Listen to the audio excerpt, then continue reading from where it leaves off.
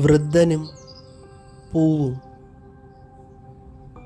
എന്തെന്നില്ലാത്ത ഒരു വെപ്രാളത്തോടെ അയാൾ ഓടി വന്ന് തൻ്റെ മുറ്റത്തെ കുറച്ച് ചെടികൾക്ക് വെള്ളമൊഴിച്ചു. പല ചെടികളും പൂവുകളും നന്നേ വാടിയിരുന്നു. ക്ഷീണവും പനിയുടെ ആലസ്യവും വയസ്സായ അയാളെ നന്നേ അലട്ടി.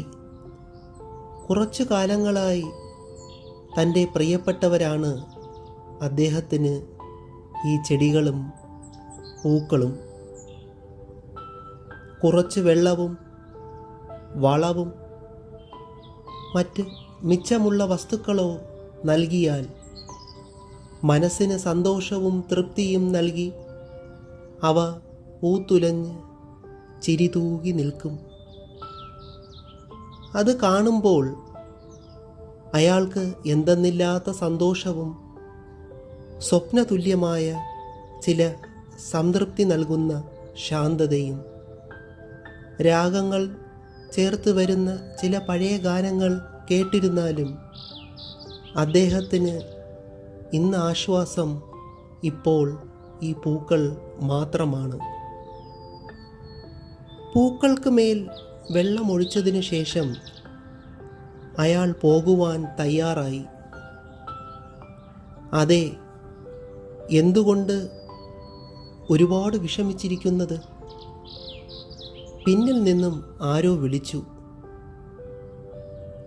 അയാൾ ആശ്ചര്യത്തോടെ തിരിഞ്ഞു നോക്കി. ആരെയും കണ്ടില്ല. ഇല്ല, തോന്നിയതായിരിക്കും എന്ന് കരുതി അയാൾ മെല്ലെ നടക്കുവാൻ തീരുമാനിച്ചു. അതെ, പോകല്ലേ, എന്നോട് സംസാരിക്കുന്നില്ലേ? അയാൾ വീണ്ടും എല്ലാ ഭാഗത്തും പരതി. ഒരു റോസാപ്പൂ മാത്രം ചിരിച്ചുകൊണ്ട് പറഞ്ഞു, താങ്കളെ വീണ്ടും കണ്ടതിൽ സന്തോഷം. നീ സംസാരിക്കുമോ എന്നയാൾ ചോദിച്ചു. എനിക്കും സംസാരിക്കാൻ കഴിയും, എന്നെ അടുത്തറിയാൻ ശ്രമിച്ചാൽ മതി, പൂവ് പറഞ്ഞു. അയാൾക്ക് ഒരുപാട് സന്തോഷമായി. താങ്കൾക്ക് ഇപ്പോഴും ഒരു സംശയം അല്ലേ?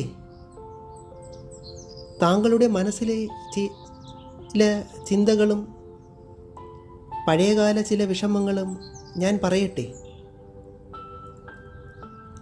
അയാൾ തലയാട്ടി കൗതുകത്തോടെ പറഞ്ഞു.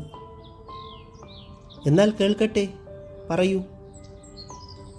പൂവ് പറഞ്ഞു. കാണാമറയത്തെ ഒരു ലോകത്തെക്കുറിച്ചും ഗ്രഹങ്ങളെക്കുറിച്ചും അതുമായി താരതമ്യം ചെയ്യുമ്പോൾ ഭൂമിയും നമ്മളും എത്ര നിസ്സാരക്കാർ എന്ന് തോന്നിയിട്ടില്ലേ? ലോകത്തിൽ അമ്മയോളം വാത്സല്യം എന്നെയും നിങ്ങളെയും തൃപ്തിപ്പെടുത്തി നിലനിർത്തി ജലത്തിൻ്റെ കുളിർമ നിങ്ങളെ രസിപ്പിക്കാറില്ലേ? 1000 കറിക്കൂട്ടുകൾ ഉണ്ടായാലും ഉപ്പില്ലെങ്കിൽ ഒരു ഗുണവുമില്ലാതെ തോന്നിയിട്ടില്ലേ? ചെറിയ ഒരു വസ്തുവിന് പോലും പഞ്ചഭൂതമാകുന്ന ഈ ജീവിതത്തിലെ വില അത്രയ്ക്ക് വലുതല്ലേ? എത്രയോ പേർ ആഹാരവും പണവുമില്ലാതെ കഷ്ടപ്പെടുമ്പോൾ ദൈവം ചിലപ്പോഴെങ്കിലും അനീതി കാട്ടുന്നുവെന്ന് തോന്നി വിഷമിച്ചിട്ടില്ലേ? ഇങ്ങനെ എണ്ണിയാലൊടുങ്ങാത്ത ചിന്തകളാൽ മനസ്സിൽ വിഷമത്തോടെ ആരോടും പറയാൻ പറ്റാതെ ഒതുങ്ങി ജീവിച്ചിട്ടില്ലേ? അതിൻ്റെ ഉത്തരം ചില കർമ്മങ്ങളിലും കാലചക്രത്തിൻ തീരുമാനങ്ങളിലും ഒളിഞ്ഞിരിക്കുന്നു. വിഷമിക്കാതിരിക്കുക. താങ്കളുടെ സത്കർമ്മങ്ങൾ തുടരട്ടെ. എല്ലാം മനസ്സിലാക്കുന്ന പ്രകൃതിക്ക് എല്ലാം അറിയാം. നന്മകൾ അവശേഷിക്കട്ടെ. ശാന്തമായി ഉറങ്ങുക. ഞാൻ കാത്തിരിക്കും. താങ്കൾ നാളെ സ്നേഹമാം ജലമെന്ന അമൃത് വർഷം വർഷിക്കാൻ വരുന്നതും കാത്ത്. ആ ചെറിയ സ്വപ്നത്തിൽ അയാൾ അറിയാതെ സംതൃപ്തനായി ഉറങ്ങി. നാളേക്കായി വീണ്ടും ആ റോസാപ്പൂവിനോട് സംസാരിക്കുവാൻ. വൃദ്ധനും പൂവും.